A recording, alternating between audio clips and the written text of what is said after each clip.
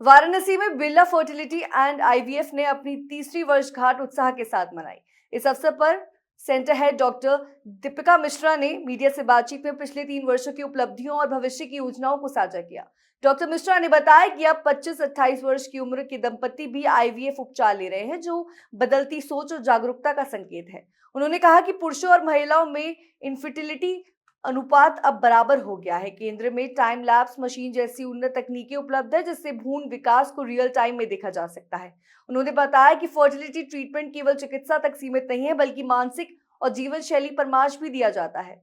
Birla fertility Varanasi का लक्ष्य है कि पूर्वांचल के लोगों को उच्च गुणवत्ता, सुलभ और किफायती उपचार एक ही छत के नीचे मिल सके।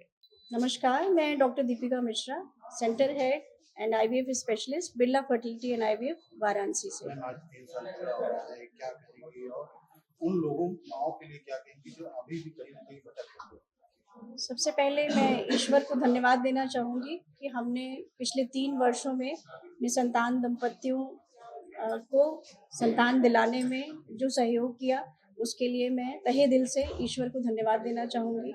और हमने जिन पेशेंट्स को बुलाया, जो अपने बच्चों को लेके आए थे, उनकी खुशी देखते ही बनती है।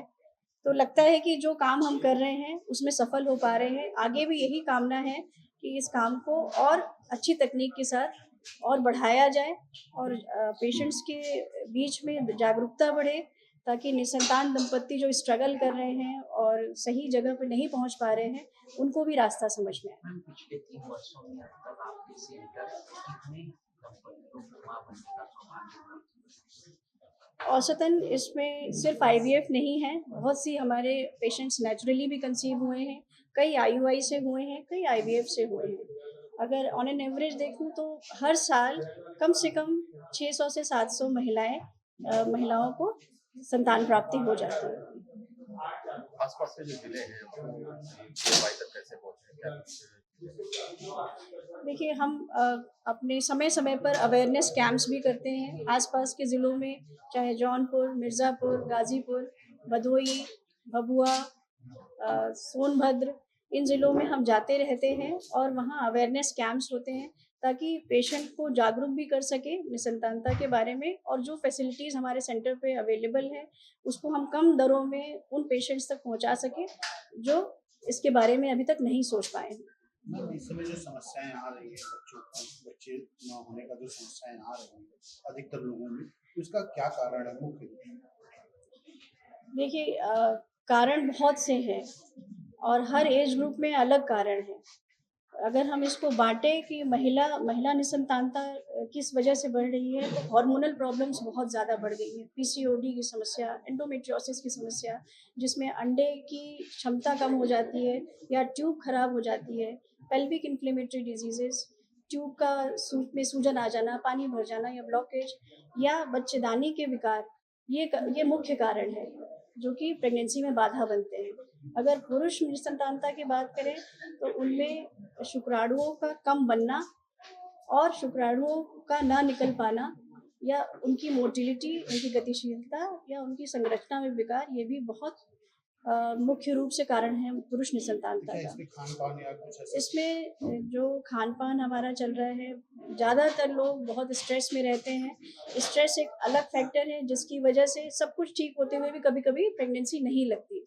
तो हमें अपने स्ट्रेस लेवल को मिनिमम रखना है, संतुलित आहार लेना है, 8 से 10 ग्लास पानी डेली पीना है और रात में 8 से 10 घंटे की प्रॉपर नींद लेनी है। एडिक्शन या कोई भी नशा या धूम्रपान, इन सब का सेवन नहीं करना है, क्योंकि इससे भी शुक्राणुओं की हेल्थ पे असर पड़ता है। 3 साल के कार्यकाल में ऐसा कोई केस बताइए जिसमें आपको चांस कम ना हो लेकिन एकाएक चांस हो गया और वो मतलब परिवार में बच्चा हुआ तो? ऐसे बहुत से केसेस हैं, कहूँगी एक ही नहीं है, बट अगर डिस्कस करना चाहते हैं तो एक पुरुष निसंतानता का केस था, जिसमें एज़ोस्पर्मिया एक ऐसी कंडीशन है जिसमें कि शुक्राणु निल होते हैं। जब हम इजैकुलेटेड सेमेन को देखते हैं, तो उसमें कोई शुक्राणु नहीं होता है। ऐसी कंडीशन में हम फिर टेस्ट कराते हैं कि शुक्राणु बन रहे हैं अंदर, या टेस्टिस में भी प्रोडक्शन नहीं हो रहा है। ये जो पेशेंट पर्टिकुलर जिनकी मैं बात कर रही हूँ, इनका शुक्राणु बन रहा था, परंतु ब्लॉकेज होने की वजह से निकल नहीं पा रहा था। इसको हम ऑब्स्ट्रक्टिव एज़ोस्पर्मिया कहते हैं। इस केस में महिला भी, उनका भी ट्यूब डैमेज थी, उनको भी नेचुरली प्रेगनेंसी नहीं हो सकती थी। तो हमने आईवीएफ पद्धति से टीसा किया, टेस्टिकुलर स्पर्म एस्पिरेशन, और महिला के अंडों से उनके स्पर्म को मिला के भ्रूण बनाए। उसके बाद लैप्रोस्कोपी द्वारा महिला के ट्यूब को सही किया। फिर तत्पश्चात हमने फ्रोजन एम्ब्रियो ट्रांसफर किया। आज उनके 2 बच्चे हैं।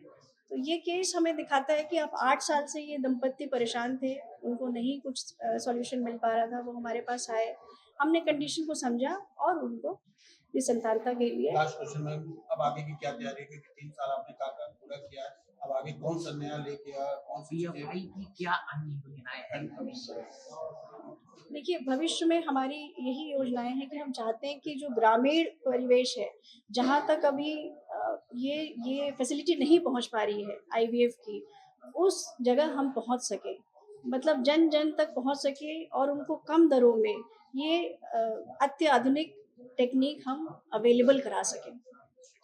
मैडम, स्पर्म फ्रीजिंग का क्या सिस्टम है, क्यों किया जाता है? सीमेन फ्रीजिंग के कई कॉजेज़ हो सकते हैं। पहला ये है कि अगर पेशेंट का सीमेन एनालिसिस हमने कराया और वो कम आ रहा है, तो हमें इन्वेस्टिगेट करना है कि क्या कारण है, हार्मोनल है या फिर कोई जेनेटिक प्रॉब्लम है या ब्लॉकेज है या क्या समस्या है। समस्या को समझने के बाद, कारण को समझने के बाद हम उसका ट्रीटमेंट स्टार्ट करते हैं। अगर ट्रीटमेंट के बाद भी लगता है कि ये शुक्राणु उतनी तेज़ी से नहीं बन पा रहे हैं जितना बनना चाहिए, तो हम उन्हें फ्रीज़ कर सकते हैं फ्यूचर के लिए। अगर पेशेंट अभी प्रेगनेंसी नहीं करना चाह रहा है या डिले करना चाह रहा है, तो हम सीमेन फ्रीजिंग अवश्य करा लें, क्योंकि बाद में ये और भी खराब होने के चांसेस हो सकते हैं।